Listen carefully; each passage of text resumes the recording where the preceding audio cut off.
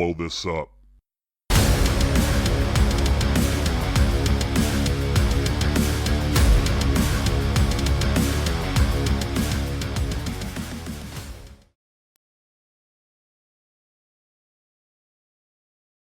Look alive, Bomb Squad. We are back for another installment of Let's Blow This Up. I am your host, Jason Sircone. It is Thursday, and that means it's time for another episode of me flying solo with insight, strategy, commentary, opinion, and downright fun when it comes to the world of podcasting. Today, I want to talk about longevity and success and happiness in the podcast space. These are all things I'm hoping that you want to acquire as you make the leap or as you spend more time in the podcast space. The reason I want to talk about this today, and it's something that I really want you to understand, is because you and I both know the internet is filled with a lot of opinion. And if you ask me, there's a lot of bad advice. And it's not even that the advice is bad. It's just without context. And we know social media is the perfect platform for everybody to voice their opinions and give unsolicited advice. But sometimes that advice just doesn't hit home. And I spend time on these platforms and I see some of this advice, especially in the podcast space. And today I want to talk about podcasting on your own terms. I brushed on this briefly in the first installment of the solo series here in season 3. I want to dig a little deeper today. This is why I want to dig a little deeper, because I want you to understand, if podcasting in one specific way makes you happy, run with it. Don't get hung up by what some guru or some expert, or hell, even me, says you should do. Now, my whole thing with podcasting is that it should be done with your time in mind. And this is why I get so pissed off when I see some of this unsolicited advice, because it doesn't factor in a person's time. And if you ask me, I don't care what the method of production you choose to do is, it's going to have its pros and cons. So you need to understand what those pros and cons are, but ultimately you need to arrive at something that's going to serve you and serve your brand in a very powerful way. And if you start to focus on the wrong things, or you start listening to all the advice of everybody else out there, you may cause yourself to go a little crazy. And that may be why you don't experience the growth, the longevity, and the happiness that we all should be trying to wrap our arms around here in the podcast space.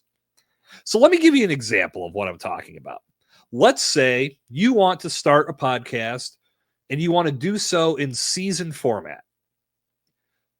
When you get started, your first thing may be to go to a Facebook community that is all about podcasting. It's filled with a bunch of different people who can help and provide tips and strategies and guidance. And you type, looking to start a podcast. I'm very excited to do this. And not sure, but I think I want to do it in season format. What do you think? Am I on the right track? Inevitably, what's going to happen here is you're going to get a number of people saying, yeah, I do a podcast in season format. It's worked out great for me. Or you're going to have somebody else come in and say, no, you can't do a podcast like that. You can't do it in season format because you won't be in front of your audience every week and it just won't lead to growth. Blah, blah, blah, blah, blah, blah. But what nobody ever asks is how much time you have to produce your show. I love season format, and this is why whenever I start working with somebody, it's usually the first thing I suggest. Will a season work for you because you've never done this before, or maybe you have and it didn't work out? But looking at your time and how much you have to devote to your podcast, does a season production make more sense? Now, you may decide that doing a weekly show is the right move for you down the road. But if you've never podcasted before, isn't it better to set yourself up with some realistic expectations of creating a block of content that's devoted to a certain aspect of your business that can now be used as a resource to market and promote and build visibility for your brand? That's why you should be doing this, right? Remember the first solo episode here I did in season 3? It's all about strategy, right? You want to make sure that you're coming at this with the right strategy in mind. If you have time to do a weekly podcast, or you have time to do more than one episode per week, great. Look at me. I'm doing 3 per week in season 3, but the reason why I'm doing it this way is I was very deliberate, very intentional, and I planned out the whole season for exactly how I want all of these episodes to flow. That's the planning and strategy that I've incorporated into my podcast, but that may not work for you. So it's far be it from me to say, well, this is the only way to do it, because it's not. And that's where I get so frustrated when I see this advice given, because this is the disconnect that I see in the podcast space. You're looking to do this, and more than likely you're full of energy and passion, and you've got ideas, and you really want to make an impact with your podcast. But you know you've got a lot of responsibilities on your plate for growing your brand, for marketing, for other, just everything that you have a list of. You know what you've got on your plate. Adding full-time podcasting to that list is more than likely too heavy of a lift. And at the end of the day, all it's going to lead to is burnout and resentment for your podcast. And what happens then? You stop doing your podcast as much, or you quit your podcast altogether. And now there's only a few episodes hanging out there with no real follow through, because you didn't set yourself up realistically for what's already on your plate. So again, why do I get frustrated? Because I see somebody wanting to get a podcast started, and they come into the market saying, I'm going to do this. I'm going to do great. I'm going to bring all of these phenomenal ideas to the world, and the right people are going to find it, and they're going to consume this, and I'm going to make an impact in that fashion. But they also are very aware of their time and say, I think a season's a better approach for me. And then some jackass over here says, nope, you can't do seasons because a podcast can't grow unless you're in front of your audience every single day or once a week, or, oh, you're doing 2 episodes a week, you should do 3. Bullshit. Podcast on your terms and use the content to your advantage. If it helps you meet your goals, then it doesn't matter how you produce it as long as you're engaged in the process. This is how we stick around in the podcast space, by not getting burnout and not getting frustrated by numbers or gurus saying we have to do it a certain way. I know that if I were to do the schedule that I'm doing for 52 weeks a year, I'd lose my mind. 3 episodes a week is difficult, even if it's various formats where some episodes are shorter. It's a lot of work. So you have to be cognizant of what's going to work for you. And you can't let outside forces dictate what you should be doing. If a seasonal approach to podcasting works for you, great. Hell, you could do mini seasons, 5 episodes. It doesn't matter. Here's how I look at it from my end of things. The majority of podcasts are weekly, right? That gives you 52 episodes a year. I'm going to be doing 2 seasons a year with 36 episodes in each. When you carry the 2, that comes out to 72 episodes a year. That's 20 ahead in the overall weekly production. And believe me, that's all arbitrary too. It doesn't matter. Nobody's counting. At least they shouldn't be. It's all about the content that you're bringing to life. If you're passionate about what you're creating podcast content around, not only are you going to stay invested in creating more of it, but you're also going to use it in on other platforms like social media and your website, and your blogs, and in community forums, wherever you feel your podcast content can make a difference. You better believe, because you care about your message and you firmly believe in what you're creating, you are going to share it to everyone who will listen to it, or will watch it, or will read it.